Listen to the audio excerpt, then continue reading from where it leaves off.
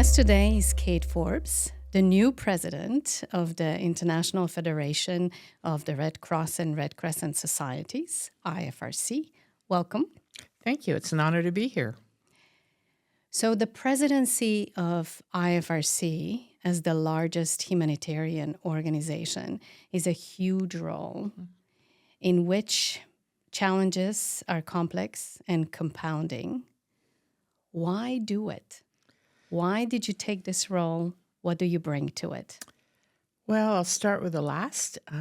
I bring 43 years of experience of volunteering for the Red Cross. Started at my local branch in Phoenix and became vice chair of the American Red Cross. Then I was national chair of volunteers, responsible for 1 million volunteers. And then the last 17 years have been volunteering here at the Federation with my professional expertise in finance and accounting on the Finance Commission and the Audit and Risk Committee.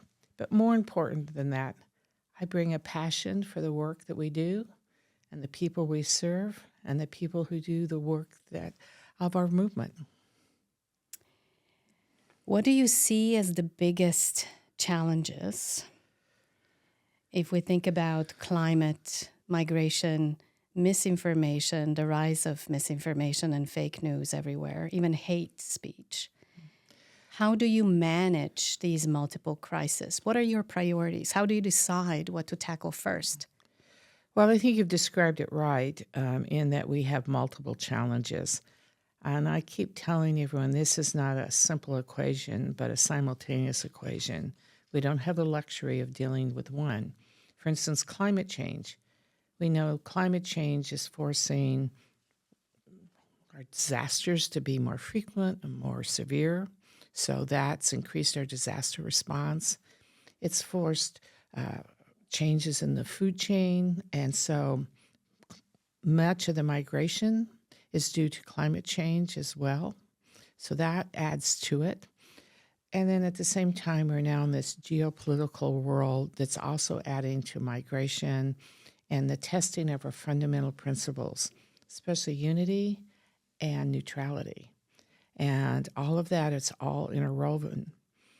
Add that to a growing feeling of a difference between a north and a south, and the crescents and the crosses, that all has kind of come together, I think primarily because we're all under so much pressure. So how we address it is really, let's go back to basics. I happen to think, I grew up in the U.S., and I went to grade school. We did the Pledge of Allegiance every day. I often think if we would get up every morning and repeat our 7 fundamental principles and thought about that, that would bring a lot of us closer together. So my role is to demonstrate that in all of my actions and to bring a highlight to the areas where we're acting, doing amazing work around the world to show the work that we are doing and that we are more relevant now than we've ever been. In your campaign video, I remember you said one of the great things about IFRC is that we don't rest on our history.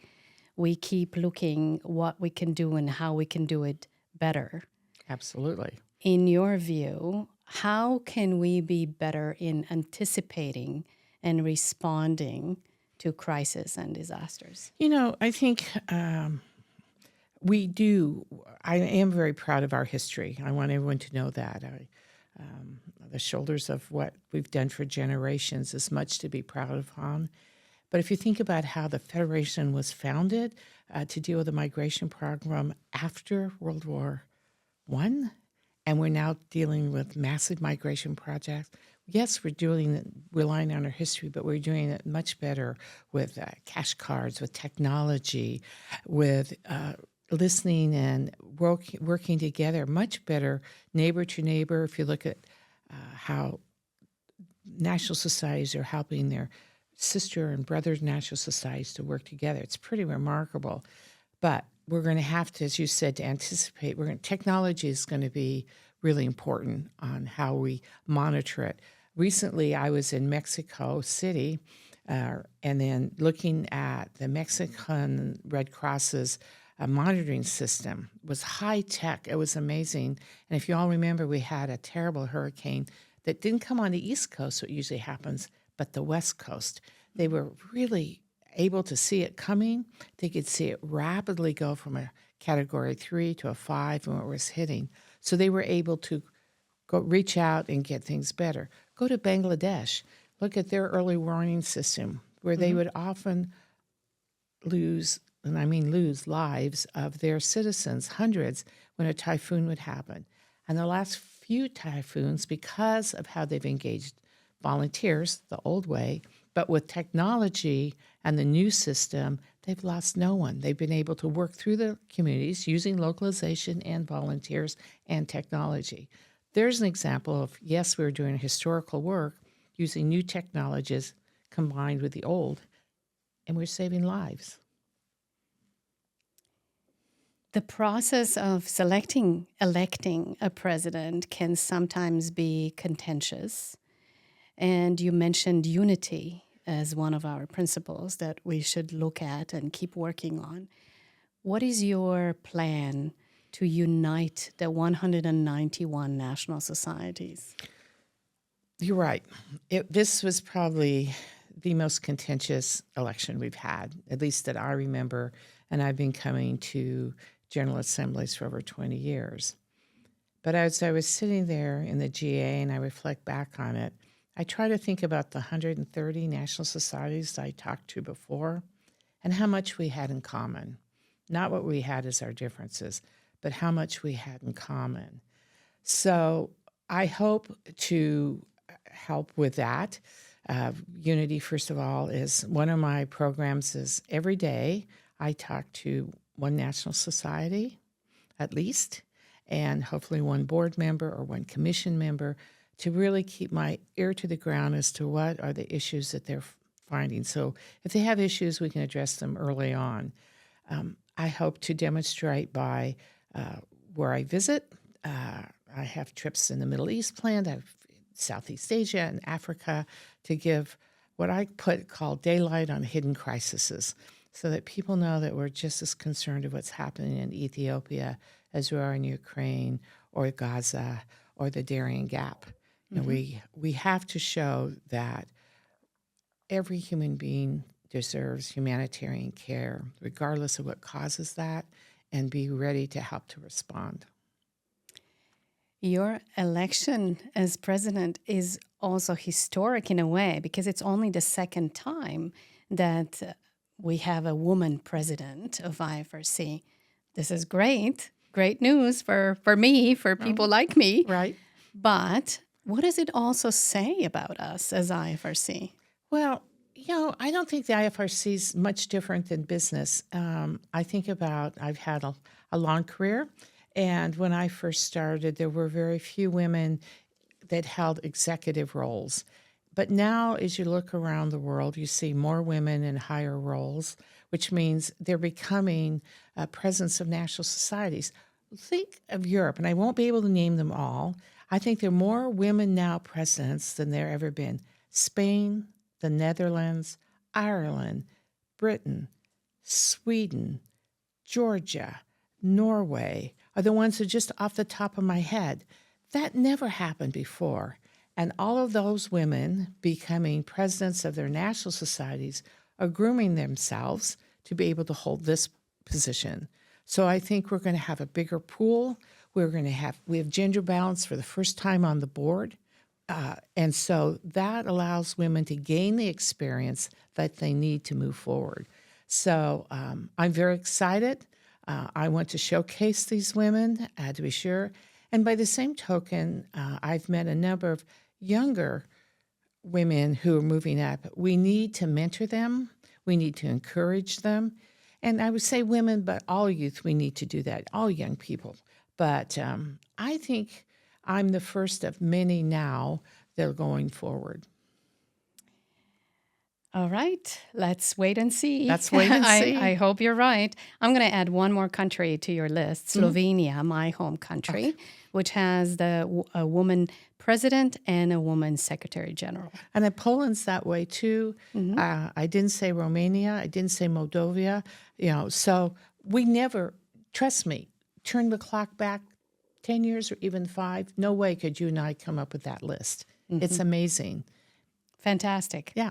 And when you talk about mentoring women, what tools do you think you have at your disposal to do that as president? I know there's Glow Red. Maybe you can talk about that a little. There's Glow Red, but I think there's other tools. And Glow Red's important because it gives women a chance to network with other women. But I also have the ability to create special task forces, committees. I've been out encouraging, making calls for people to nominate women for the commissions and committees that will be elected next year. I think I have a bully platform to identify, see women, see opportunities, and marry the two. And I plan to do it. And I would say, although this is day 2 in the office, we'll be announcing 2 more committees, and they're gender balanced. Excellent. Very happy to hear that. More in general terms, what do you think is the status of women in leadership positions in the humanitarian sector? Well, we're being tested. It's not like we came in on easy terms. I think if you look now with the ICRC, the Standing Commission, the IFRC, all being headed by women, pretty remarkable. So I think the status is now, we're here, now we have to perform. And I must admit, I feel a great weight on my shoulders about that, not only because I want to do a great job and I believe so much in the mission, but I also know there are people who are sitting back saying, are women up to this? Do you think you come from the business world primarily? Right. Do you think there's a difference in being a woman leader in the private sector versus the humanitarian sector? I think you're held to a higher standard in both sectors, quite frankly. But probably business in my profession has been faster to have women in leadership than I have seen in the humanitarian sector at the highest levels. I've served on 2 other international boards, and there may be women in the C-suite, but they're not the Secretary General or the the president of the organization. Now, the American Red Cross, that has happened. Gail McGovern's been ours for a number of years. But some of the other boards I've been on, no, not so much. But again, I think it's changing because there have been more women now in the workforce. And for the most part, you have to have a certain amount of seniority to move into those. Sure. And so as the pool of women increases, we're seeing more women serve. Is this something the humanitarian sector can learn from the private sector? Are there other things that we can learn? I think the humanitarian sector probably, that's a really good question. Other things they could learn from the private sector probably would be to be a bit more, I would say, flexible in how women's schedules are, although COVID really helped break that. I mean, prior to COVID, not so much. So I'm seeing now more people being able to work remotely, a more sensitivity to family. And not only us seeing it, but demanding that from the new workforce. If you want to get the best and the brightest, you're going to have to be more flexible than you did when I entered the workforce. So I'm not sure. I guess I would say that. I mean, I think both are feeling away. I think we're in a new environment for working between use of technology and being more flexible, allowing people to do what they want, and workers demanding that. And so if you want, like I said, the best and the brightest, you better be flexible on how you engage them. Well, from what I hear, you certainly are flexible. I understand you're equally comfortable wearing heels, a suit, and pearls and all that, and being in boardrooms, as well as wearing work boots and the red vest that you're wearing Right. today, Yep. being in shelters Yep. with migrants and in conflict situations. Can you talk about that difference? So my vest, I was on the Ukrainian Oversight Commission, and I remember being in a shelter where children were being taught to school, and there was this darling little boy, blonde, blue-eyed, sitting, and he was just sitting in the corner, and I went over and talked to him, and, lots of times 2 to 5 kids are kind of shy. They're shy. They don't. This little boy hadn't talked in 6 months. In 6 months. Still. But he was getting schooling, 3 meals a day, surrounded by people who cared. And I'd like to think that he's now speaking some, but he had a safe place. And that's what we provide, And then when I went to Ethiopia, and I always tell people I'm a bit ashamed about this, I didn't realize, I knew there was a civil war in Ethiopia. I didn't realize that 1.2 million Ethiopians had been killed in it. I had no idea of the depth of it. My doctor's Ethiopian. We talked about the civil war, but I had no idea the scale. So when I was there, we were in Tigray, and we were the first humanitarian convoy to go up past to where the fighting was. And here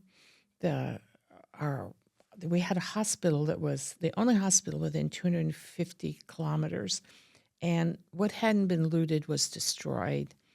Our ambulances, the majority of their ambulances had been destroyed due to landmines. They'd lost ambulance and drivers. The branch office totally looted. Things were all over the floor, papers, just wanton destruction for wanton destruction. And yet, in both places, there were new volunteers, new staff members going there to recreate a wing of the hospital, to get a branch up so they could get things done. And I was just struck with the dedication of our staff and volunteers to serve humanity. It was unbelievable. And there also, I ran into a young person, we call them now, not youth, young person, who was feeding 40 children a day. She would every morning get up and collect food or money so she could get enough food to give the children 1 meal a day, which you can live on 1 meal a day. It's not optimum, but she was doing it. And you just realized, or I realized, that brings it really home to me how important it is that we have a really global focus, that we be much better on getting aid out quickly, and we're going to have to get aid for a more sustained period of time than we have in the past. So I think about the little boy. I think about the people trying to recreate a hospital that had been destroyed. I think about a youth who took onto herself that she could save 40 children. And how could you not want to lead an organization like that? Yes, those are very poignant words. Yes, absolutely.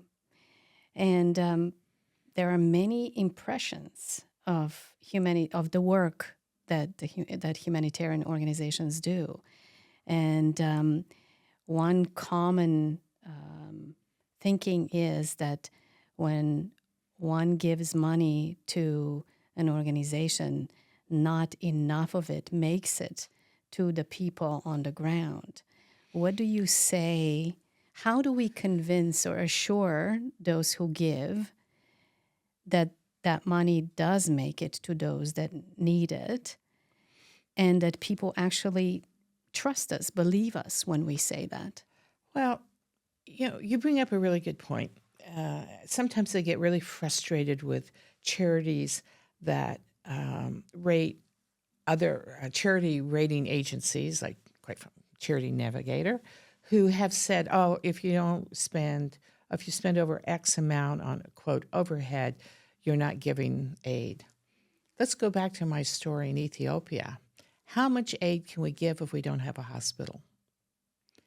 how much aid can we give to people seeking asylum or first aid classes or a meal if we don't have a branch office? So, yes, you have every right, and we have an obligation that every CHF, dollar, yen, whatever currency you talk about that goes to recipients of those we serve is spent appropriately, wisely, and we maximize the value. But you also need to realize in order to do that efficiently with adequate controls and the right way, we do need to have that hospital, that branch office, that ambulance to transport someone. So it's a combination of both. So how do we assure it? I think we need to tell our story more. I think we need to show people what's happening. We need to have them understand why we spend, how we spend. We have a great global plan. We need to be more vocal about that. And we're doing some things differently. We now have donor advisory groups that we talk to openly about things. The other thing we've got to do, we have to act with absolute integrity in our actions. We need to hold fraud and corruption, zero tolerance for that. And those who commit that, we need to be sure they are dealt with appropriately and don't have the opportunity to repeat. But there's a lot more good that we can show, a lot more stories we can tell to make people understand it. And I find for the most part, if you sit down with folks and you do explain what we do, or if we have an opportunity to take donors out to see, they understand. And at least when I first started at the Red Cross, after a year or two, I was kind of debating, am I going to continue with my Red Cross career as well? And at the time, there was a very senior member at my branch who had been on the Board of Governors, which is the highest at the American Red Cross. And he turned to me and he said, "Kate, would you want to live in a community where there wasn't a Red Cross?" I could add a Red Crescent, where neighbors just help neighbors because that's what we do. And when you think about that very simple question, the answer is no. So we build trust, we do the best we can, and we tell our story, and I believe the donors will follow us. You mentioned earlier you've been a volunteer for 40 years, over 40 years. Why? I think you've already explained a little bit why, but what does that mean to you? Well, it's been a huge part of my life. There's my family, my career in Red Cross. And, it means, I won't say everything because my family's there, of course, but it means to me an opportunity. I've lived the most amazing, fortunate life of anybody. Someone may have as good, but not better. And to have been able to have the opportunity to give back is important. I've become a better person because of my Red Cross friends and the people I've seen and how they give. It means that. It means that maybe in my own small way, I've made a difference. And I think at the end of the day, we all want to make a difference. It reminds me that I'm a very fortunate woman and that I've had the opportunity to give back and that I shouldn't take things for granted. I was telling you a funny story about my hotel room, that they haven't been able to turn the lights off on it for 48 hours. One could easily get upset that 24 hours a day you're sleeping in a lit hotel room. But think how many people have no power. Think how many people have no clean water. Why in heaven's name would you get really upset just because the lights are on? So it gives me a balance in my life, probably more than anything. That's a great answer. You also mentioned earlier you served as the national chairman of volunteers at the American Red Cross. What did you learn about volunteering during that time, and what lessons are you bringing with you? So, first of all, volunteers work for what I call an emotional paycheck. So the best thing we can give to volunteers is work that matters and recognize them for that work. And that doesn't mean a big plaque. That doesn't mean, a fancy dinner. That means a simple thank you. This matters, and this is why it matters. So I learned that. Second lesson, I grew up in the southwestern part of the United States. My home is on the Mexican border. We have in my state 13 different Native American tribes or pueblos. So I grew up in a very, very diverse part of the world. And early on, I realized that what's really important is not only do we need to be in our local communities, we need to look like our local communities, and that culture matters. Culture matters a lot.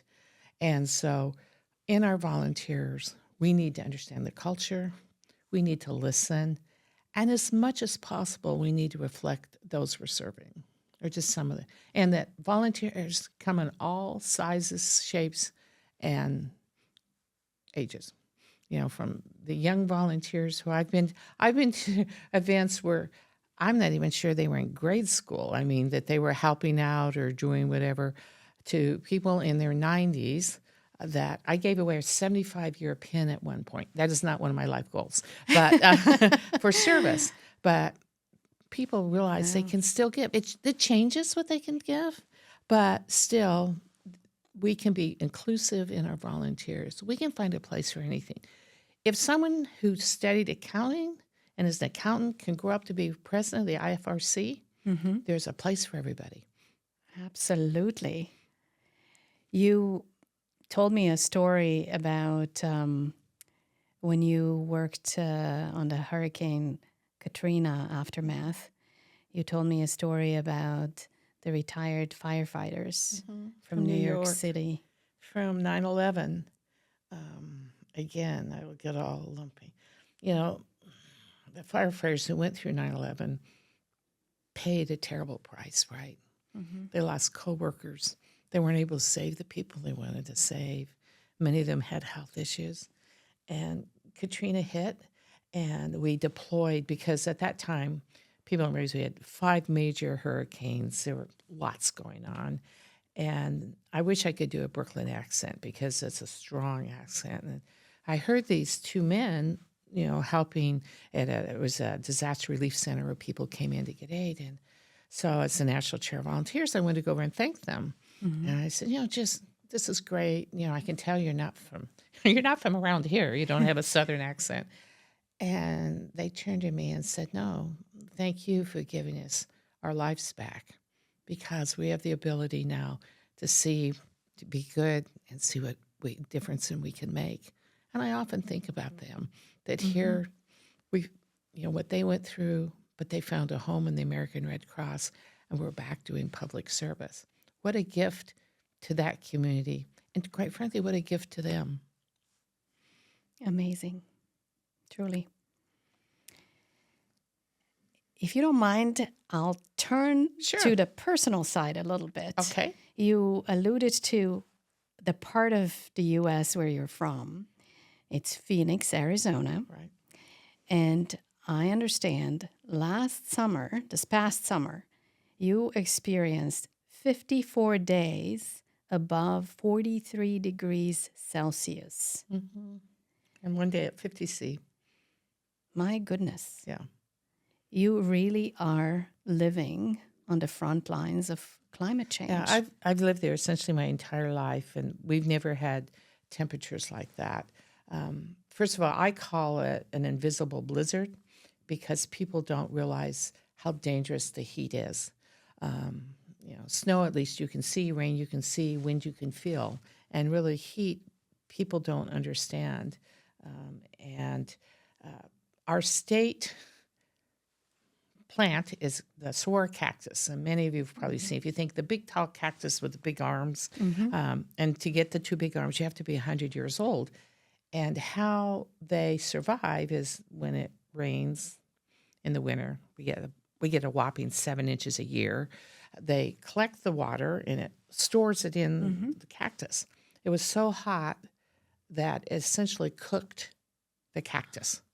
And these cactus who were over 100 years old, you would see them by the side of the road because they couldn't survive. we've never seen that, ever. I mean, it just didn't. Mm-hmm. And, as I said, the silent, because we had to have cooling stations for people who didn't have cooling in their homes. We had to open up shelters for it. And I think I mentioned to you, I was coming out of my house is off a pretty main street that has the bus system. And there was a man who obviously had passed out from dehydration, and they were slowly pulling the shroud over him. Mm-hmm. He did not survive. And I forget the number of people we had that died to heat, and many had heat stroke. So it's real. And that tells me that, we're going to have to figure out how we're going to adapt. We're going to have to adapt, prepare differently, and adapt and think about responses. Usually you think you see something, right, to have to open up a shelter. And so climate change is real. And as I've talked and gone around the world, you see the impact on the islands. They're slowly sinking away, or the salt water is permeating the island and they can no longer grow food. So it's creating a hunger crisis, which creates migration issues. So climate change has got to be one of the things we talk about. Not only talk about, we have to act. We need to educate. And not only, we can't just respond to the back end and more disaster, stronger. How do people adapt? I think we can do little mitigation probably, but adaptation is going to be absolutely key, and the response on the back. So, we always kind of thought that we lived in a place where we didn't really have disasters. You don't have hurricanes in Arizona. in the desert, the Sonoran Desert. That really doesn't happen, and we don't have earthquakes. And we were pretty smug. We've gotten over that. As you mentioned, climate, migration are closely connected. Both are our priorities for IFRC. Right.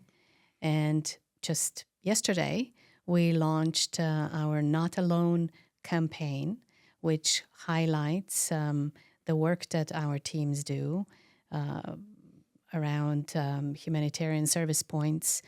I think there are over 600 of them around the world. So I also remember you mentioned, I think already, you visited the Darien Gap. It was in Panama, right, through how we respond to that, yes. Yeah. How did that inform your perspective on migration? Well, migration is not new to me. I'll kind of go back. I'll come to that. My mother was in public health, and this would have been in the late 1950s, early 60s, was a real advocate for migrant workers in the fields in Arizona. So as a very small child, I saw the plight of migrant workers, and they were economic migrants right at the time, but still, I remember my mother being absolutely irate over the living conditions and the lack of good water and sanitation. And I remember her working on her presentation to the state legislature on what changes can be. So to a certain degree, migration has been a passion of mine for a long time. I grew up with, Cesar Chavez walking the streets. I realize for some people that's old news, but he was a very activist in it. And so when I was in Panama, and then went to Mexico, up to Hermosillo, up to Nogales, which is on the border, although I wasn't shocked, I wasn't surprised, I was still shocked at what people will put up with and do to get a better life for their family and their children, and how terribly difficult it is. And I think one of the things I told you was about a baby who came out, we were told about a baby who came out of the jungle that had been 10-month-old, covered with mosquito bites, dehydrated, and the aid that we gave. And I remember ringing in my ears, my Spanish isn't good enough, but one of the aid workers saying to me, we had charging stations and fresh water, saying to me, the migrant said, "This is the first time I've been treated as a human being and not as an animal." No. We have an obligation to give humanitarian aid. But as you know, migration is very controversial around the world. And I think we as an organization, I'm so pleased we are talking about it, talking about our role, and seeing that we do have a role to play, because this is not an issue that's going to go away in the short term. Unfortunately not. No. In your long career Mm-hmm. that we've just touched upon, Yeah. I'm sure, did you have role models, people who inspired you? I know that we asked you if you could bring an item with you to Yes. show us. Well, and I kind of referenced yes, it. I brought yes. a picture of my mother from. Please let us see it. Yep. There she is. So she's 95 in this picture. She's gone now, but early on, my mother was a nurse. The Red Cross did well. So Red Cross nursing. My aunt was a Red Cross nurse. She served in World War II as a nurse, and the Red Cross played a role there as well. I still have her ribbon from coming home from World War II that the Red Cross gave returning soldiers. Yes, She was a yes. nurse. And she was absolutely instrumental in just opening my eyes to what so many of the issues that we at the Red Cross have. So she would be one. Todd Langley, who I mentioned to you, who was he was the COO of Arizona Bank, and he was the one who talked about neighbors, helping neighbors, and he was just amazing. A man named Bill Bomback, and his wife Irma was a very famous writer and performed on television, kind of a humorist. And Bill was from our chapter and became national chair of disasters. And the fact that he left his very cushy life to make disaster response faster, better was really. But locally, I'm here because of two women. The first would be Suzanne Nystrom. She was a chapter exec in Phoenix. And when I first came on board to help with some financial statement issues, she was the one that pushed to get me on the board. And then we were what called a metro chapter.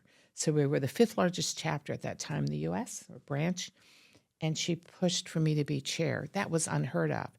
First of all, Because you were a woman? I was a woman, and I was about 33 years old. It didn't happen, but she had faith in me. And then a woman named Kay Walton, who ran our service to armed forces, and we were in regions at the time.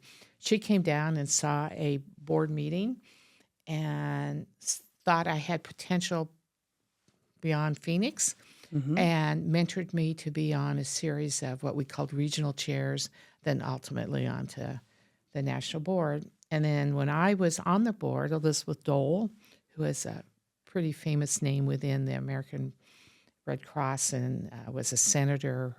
Her husband was a senator. He ran for president. She was an amazing person, and she was president. And I watched her and how she was able to combine I would call her a velvet hammer. She was stern, but with a Southern grace that you never knew. Very interested in people, wanted to know everything about you and cared and remembered. So I was blessed with a series of people who were just unbelievable. So you spoke about your mother, who also inspired you, but you yourself are a mother. Yes. Is there any advice or insights that you can give to other parents who are struggling between a career, home life, and maybe volunteering? Well, I can tell you two funny stories about both would be with our youngest daughter. When I was chair of the Phoenix chapter, she was 18 months old, so I don't know, 3. And she tells about, oh yeah, Mom would take me, and I just would sleep on the back and take a nap. And she doesn't. And at the time, I was feeling a bit guilty, and she just loved it. She tells that story. And then when she was in junior high school, where she went on Fridays, the moms would show up and pass out pizza as a fundraiser. And I was my turn, and I couldn't. I had a Red Cross board meeting in D.C., and I was kind of beside myself. Oh, Vera, I'm so sorry. And she stood with her legs apart and her hands on her hips. She says, "Oh, Mom, what do you think's more important, feeding pizza to seventh graders or helping the Red Cross? Get over it." And so I think part of it, some of the advice is your kids get it. If you talk about it and show them and include them when you can, they get it. And then, this is woman to woman. Certain things just don't worry about. For years, I had no idea what was really behind the living room couch. I just didn't worry about it. There's just some things you close the closet and get on with it. I think we women sometimes think we're responsible for more things than we need to be, and just kind of focus on the important stuff. And with the Red Cross, and I will make a pitch for our youth, with the Red Cross, pretty soon they can be involved while you're involved. You have something great to talk about, and you can talk about our fundamental principles, which is a really way of saying you can talk about the values, and without sounding terribly preachy, but you can. And so I think it's a great place for a mom to be. Very inspiring. Thank you for that.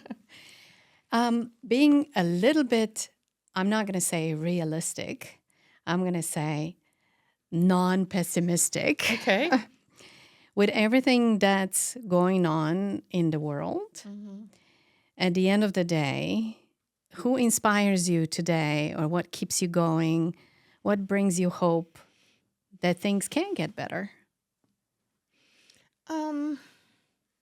Well, I would be not true if I didn't say there are moments that I go, this is just a bit overwhelming, right? But, what inspired me are some of the stories I told you. The youth who was able to look for 40 kids and keep them alive. The people who were giving great care to a little boy who hadn't talked in 6 months. That gives me hope. I spend time, I actually have 5 grandchildren. They're smart. They're much more technologically savvy than I am. I can see their enthusiasm. That gives me hope. And you're going to laugh at me, and everyone's going to say, "Oh, yeah, right." But truly, whenever I come to a large meeting of Red Cross, Red Crescents, and I look at how they respond and how innovative, think about the Red Crescent of Egypt. Think what their life was like October 1st, pre-October 7th. Think what their life is like now. Think what they've accomplished. Think what Rami has done with that national security. That gives me hope. They responded. We were innovative. We're out there. We're making a difference. So that's what you have to look at, is surround yourself by people who are trying to make a difference, not just complaining about what's going wrong and seeing the bad side. Surround yourself with people who say, I can go there and I can make a difference, even if it's only to one person. At least you've made their life better. So that's how I try to focus on it. And I hope the lights are off in my hotel room tonight. So I hope so too, for your sake. The name of this podcast, as you know, is The People in the Red Vest. As we said, you're wearing one. I'm wearing mine. Yes. Yes. What does the red vest symbolically mean to you?